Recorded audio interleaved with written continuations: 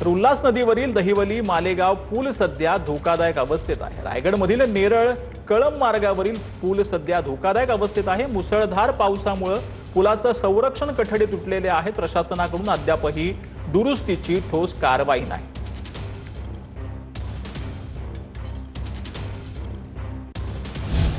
तर बारामतीमध्ये धनराज पिसाळांनी आयुष्य संपवलंय। आरोपींच्या अटकेची मागणी केली जाते। ग्रामस्थांचा मोरगाव बारामती रस्त्यावर रास्ता रोको पाहायला मिळालाय।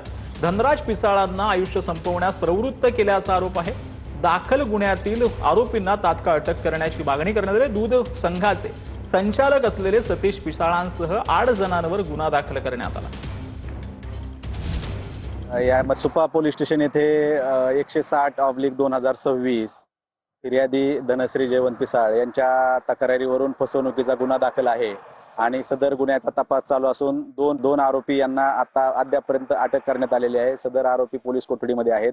उर्वरित आरोपींचा शोध घेण्यासाठी स्थानिक गुन्हे शाखा व पोलीस स्टेशनची पथके कार्यरत आहेत आणि यामध्ये आत्महत्येस प्रवृत्त केल्याबाबतचा जो गुन्हा आहे तो मांजरी पोलीस स्टेशन पुणे शहर या ठिकाणी